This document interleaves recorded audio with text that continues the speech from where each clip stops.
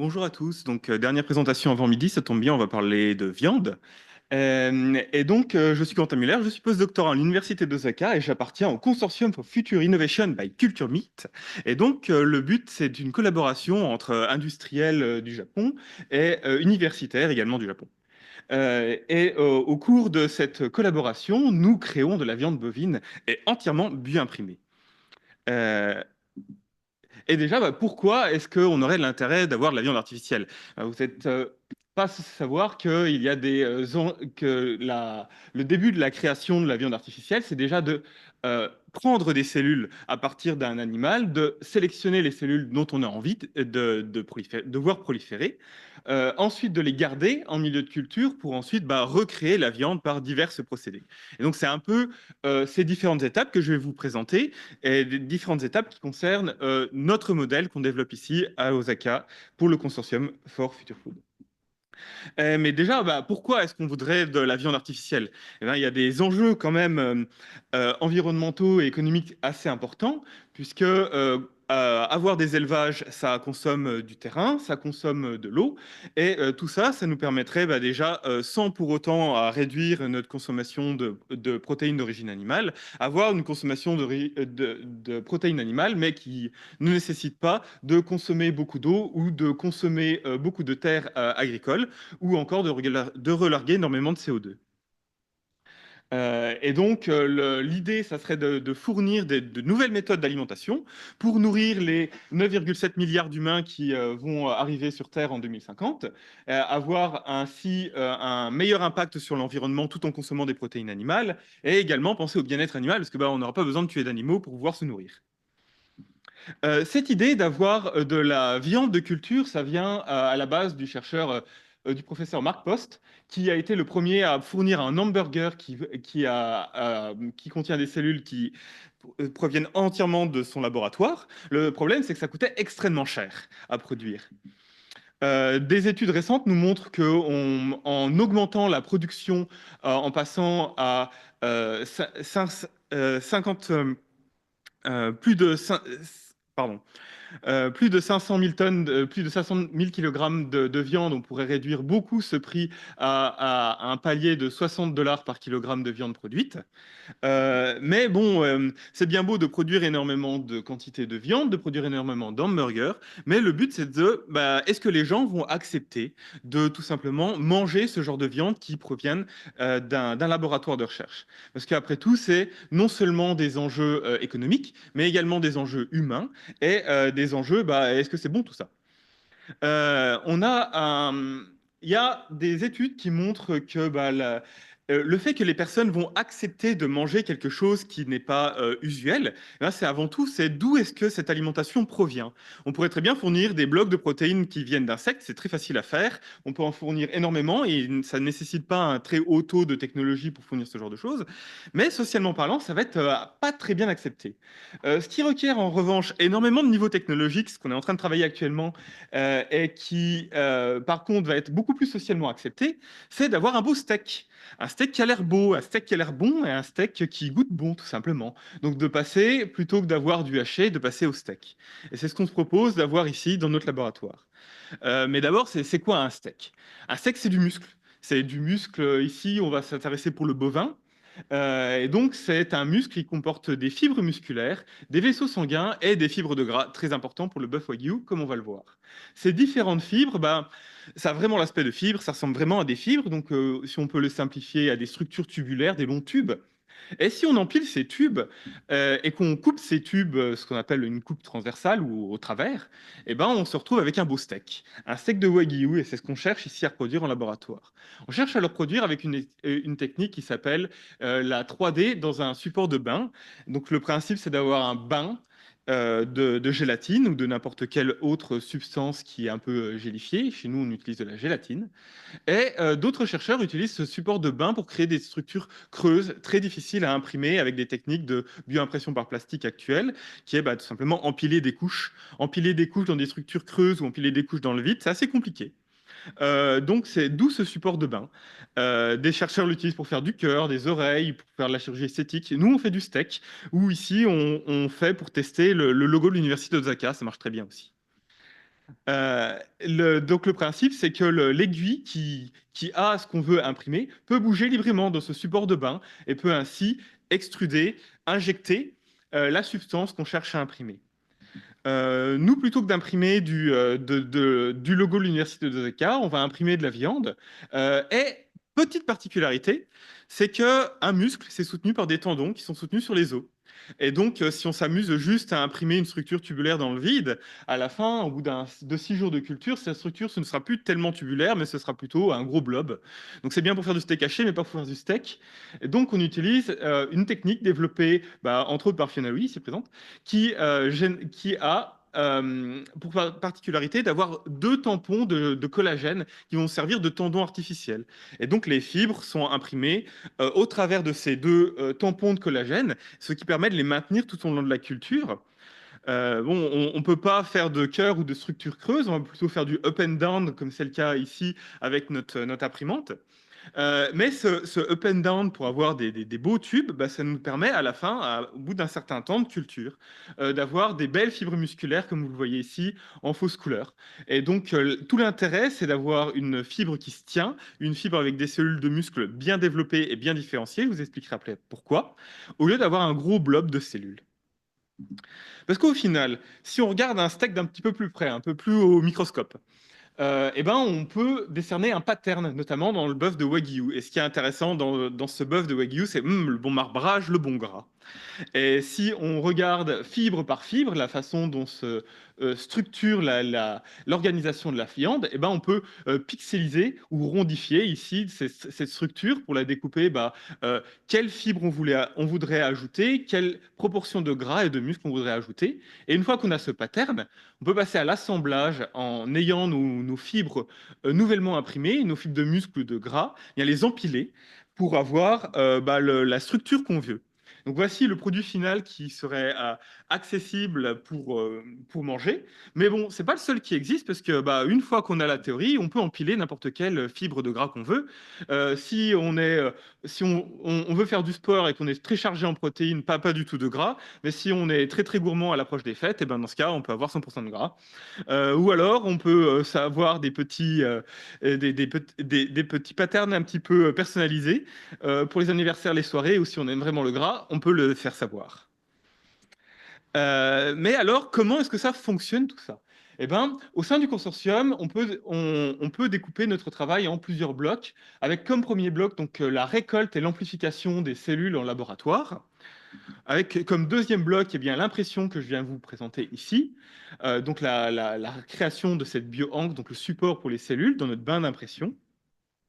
Une fois cette impression 3D réalisée par le matériel de nos collaborateurs, à cultiver ces cellules, cultiver ce matériel imprimé en bioréacteur et à la fin passer à l'assemblage pour avoir un beau bœuf de Wagyu. Et donc toutes ces étapes-là sont découpées grâce à l'aide de nos collaborateurs, de tous les industriels qui participent avec nous ici à Osaka, et donc qui nous fournissent principalement le matériel et donc le matériel spécialement designé comme cette imprimante et ces bioréacteurs qui nous servent tout simplement à générer la viande de culture. Et donc, à la fin de la bioimpression, on se retrouve avec différents types de fibres. Donc, je vous avais parlé des fibres musculaires, des fibres de gras et des vaisseaux, des fibres vasculaires. Et donc, vous les voyez ici en fausse couleur. Donc, c'est une technique qu'on appelle l'immunofluorescence qui permet de détecter des protéines particulières en fluorescence sur des cellules, d'identifier les cellules grâce à leurs protéines, à leur identité de protéines et donc de représenter en fausse couleur ces protéines pour identifier les cellules qu'on a. Donc vous verrez ici l'actine est en rouge et ici le gras est en rouge, donc ce sont des fausses couleurs qu'on représente ici. Et donc l'intérêt c'est de vraiment bien identifier quel type de cellules on a, bien identifier quelles fibres on va avoir, parce que comme vous l'avez compris, la qualité de notre viande ça dépend de la qualité des fibres. Et donc tout ça, ça vient à la base de la qualité de nos cellules que l'on récolte à partir de bœuf. Donc les cellules satellites pour fournir les fibres musculaires et les cellules souches adipeuses pour fournir les fibres de gras et les fibres de vaisseau et les fibres vasculaires. Et donc au laboratoire, comme on n'est plus côté, ce que je vous présente ici, c'est un travail plus côté chercheur, eh ben, on cherche à optimiser ces étapes de différenciation, à optimiser ces étapes pour avoir les meilleures fibres de gras possibles, les meilleures cellules possibles. Et ici, vous avez l'exemple qu'on utilise actuellement en laboratoire pour catégoriser, caractériser nos cellules de gras. C'est un processus qu'on appelle un processus de maturation pour partir de cellules souches, de cellules préadipocytaires qui vont commencer à accumuler des acides gras et ces acides gras qui sont des petites vésicules isolées vont commencer à fusionner en grosses vésicules pour avoir ce qu'on appelle un adipocyte mature. Et vous le voyez ici de nouveau en fausse couleur, ça se voit très très bien. Au début, il n'y a pas beaucoup de rouge qui est marqué pour nos lipides dans nos cellules. Ce rouge commence à s'intensifier aussi avec des petites billes de couleur pour avoir des plus grosses billes de couleur, des plus grosses billes de gras au fur et à mesure que les cellules maturent. Donc, comme on récupère les cellules directement à partir du bœuf, eh ben, on en a en quantité limitée dès le début, et on a la nécessité de les amplifier en très très grande quantité. Donc ici, vous avez le nombre de passages par rapport au nombre de jours de culture. Donc un passage, c'est la capacité d'une cellule à coloniser le fond de la plaque du pétri, à coloniser l'entièreté de sa surface, et après pour être repiqué, pour de nouveau recoloniser encore plus de surface. Et ce que vous pouvez voir sur ces graphiques, c'est que on compare un milieu de culture classique avec un milieu de culture qui a l'essai ici, et on essaie de savoir si ce nouveau milieu de culture permet d'avoir autant de passages, autant de cellules que le milieu déjà bien documenté par la littérature. Mais avoir plein de cellules, c'est pas le tout. Il faut savoir si ces cellules, au bout d'un certain nombre de passages, au bout d'un certain nombre de jours en culture, si elles sont toujours capables de faire du gras. Et ce qu'on observe, c'est que ce soit avec le milieu classique ou le milieu nouvellement qu'on essaie de déterminer, eh ben, après un certain nombre de passages, les cellules perdent leur capacité à faire du gras. Donc, c'est-à-dire qu'il faut les multiplier beaucoup, mais pas trop, pour avoir des bonnes cellules de gras pour notre culture. Le gras, certes, c'est la vie, mais c'est pas tout. Il nous faut aussi du muscle, il nous faut du mordant. Et donc, pour ça, on récolte ce qu'on appelle donc les cellules satellites, qui sont aussi des sortes de cellules souches à l'intérieur du muscle. Et chez l'adulte, ces cellules souches, elles sont bien documentées. Si vous faites beaucoup de sport, si vous voulez être énorme et sec, eh ben, il vous faut générer de nouveaux muscles. Et ces nouveaux muscles sont générés par donc, ces cellules satellites qui vont également maturer pour donner des myoblastes. Et ces myoblastes vont fusionner pour donner des fibres musculaires à la fin. C'est pas le tout, ce mécanisme ne cherche pas, ne se développe pas uniquement quand vous voulez ressembler à Miss Univers, mais sert aussi si vous avez des courbatures le lendemain d'une grosse séance de sport, eh ben, vous avez ce qu'on appelle des micro-déchirures, des micro-blessures à l'intérieur de vos fibres musculaires, et ces micro-blessures sont comblées par ces mêmes cellules pour former un myotube reformé. Et donc, c'est ce mécanisme qui existe déjà de base chez l'adulte que l'on cherche à détourner pour avoir nos fibres musculaires ici. Fibres musculaires que l'on va chercher à quantifier à l'intérieur de nos boîtes de pétri. Tout simplement parce que ce qu'on a observé, c'est que tous les donneurs ne sont pas équivalents. On a certains bœufs, quand on extrait les cellules chez certains bœufs, ils ne vont pas nous donner les mêmes qualités de fibres musculaires à la fin. Et donc pouvoir les caractériser, c'est aussi très très important pour la suite du projet si on veut avoir énormément de viande de culture, c'est pouvoir avoir le meilleur matériel source. Parce que ici, c'est le bœuf numéro 50 et le bœuf numéro 65. Ce qui est important de voir ici, c'est le marquage rouge qui correspond aux cellules qui ont la capacité de se différencier. Et ce que vous pouvez voir, c'est que quand on les maintient en culture tout seul, eh ben, on a une quantité moyenne de rouge. Mais si on utilise des techniques de tri avec de la cytométrie en flux, et au moment, on arrive à avoir du marqueur rouge un peu plus soutenu ici. Pas partout, pas pour ce donneur-là. Et donc, ce qui montre ici, c'est que même si on est capable d'avoir des cellules en culture, même si on est capable de les amplifier, là, on est aussi obligé de continuer à faire de la recherche, continuer à faire de la caractérisation pour savoir comment que ça se fait. Chez ce donneur-là, on a beaucoup de cellules musculaires, mais pas chez ce donneur-là. Parce qu'au final, l'intérêt d'avoir des bonnes cellules de gras et des bonnes cellules de muscles, c'est pour qu'à la fin, on puisse avoir la meilleure qualité de viande possible, la meilleure qualité on se propose également de détecter, de catégoriser dans notre laboratoire. Ici, vous avez la comparaison entre une viande, une vraie viande et une viande de culture, on est capable de détecter par spectrométrie de masse énormément de composés aromatiques. Et bah, les composés aromatiques de notre viande de culture sont, bon, même si sur ce graphique ça se voit pas très bien, mais sont à peu près similaires avec les capacités aromatiques d'une vraie viande, notamment après cuisson. On est également capable d'avoir des propriétés, ce qu'on appelle de stiffness, donc de compression, qui sont sensiblement pareilles à celles de la vraie viande, pour avoir un steak qui se mâche correctement, qui croque bien sous la dent ou qui est très tendre sous la dent. Et on est également aussi capable de détecter les différentes quantités d'acides gras qui est à l'intérieur de notre steak versus notre vraie viande, notamment un des composés d'acides gras qui est important, c'est l'acide oléique, qui est énormément présent chez le bœuf wagyu et qu'on le retrouve également en majorité énormément présent dans notre viande de culture. Mais au final, euh, avoir de la avoir des cellules qui proviennent du vrai bœuf. Donc ici, vous avez un tissu adipeux de joue de bœuf. Euh, c'est très très long comme procédé et également assez, on va dire, contraignant parce qu'on est obligé d'avoir tout qui est catégorisé comme mangeable. Donc pour ça, il y a des normes internationales, des normes ISO qui sont de mieux en mieux connues en Europe, mais malheureusement un peu moins connues au Japon. Et pour ça, on est obligé de remplacer ce qui se fait actuellement dans le médical par d'autres techniques qui sont nouvellement étudiées et nouvellement catégorisées comme mangeables. Ici, remplaçant l'éthanol pour décontaminer notre échantillon par d'autres composés, ou remplacer la collagénase pour dégrader le gras par de la trypsine, et petit bout par petit bout, en remplaçant milieu de culture, sérum par d'autres choses que les travaux que je vous ai présentés précédemment, justement, qui sont visés à avoir ces milieux de culture qui sont très très bien définis dans le biomédical et à dériver vers des milieux de culture qui sont un peu plus propres à la consommation sur le long terme, eh ben, avoir une viande qui ont, on va dire, quasiment beaucoup plus propre que ce que vous pouvez retrouver actuellement au supermarché, notamment parce que bah, l'intégralité de notre processus se fait sans antibiotiques, pour bah, pas de contamination, pas besoin de traiter, uniquement des cellules à la fin.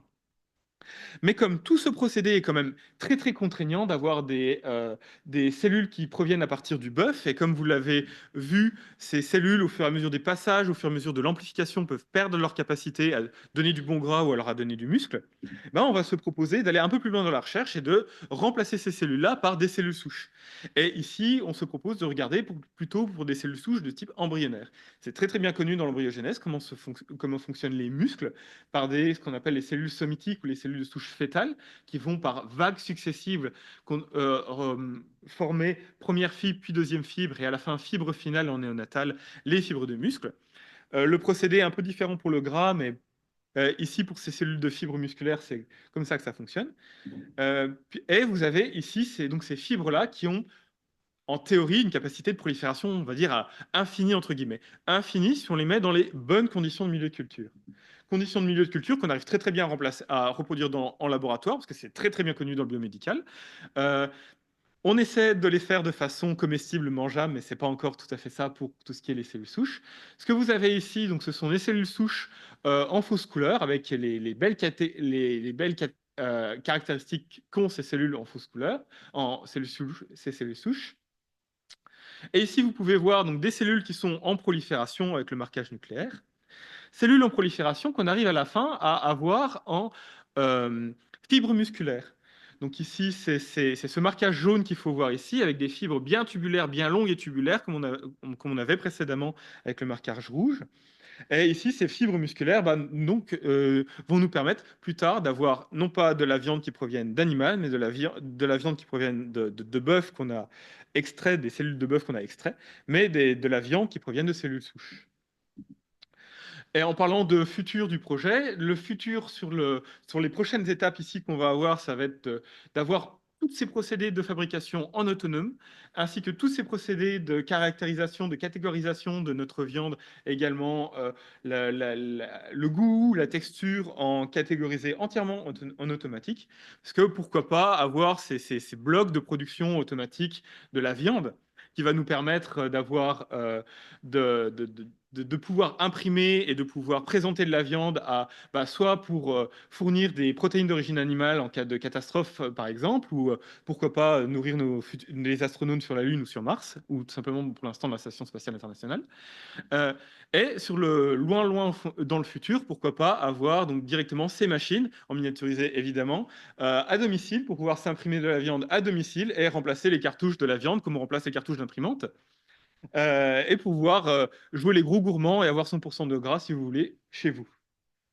Merci de votre attention et venez nous voir à l'exposition universelle à Osaka l'année prochaine où vous aurez le consortium qui sera présent pour vous présenter les dernières avancées. Merci de votre attention.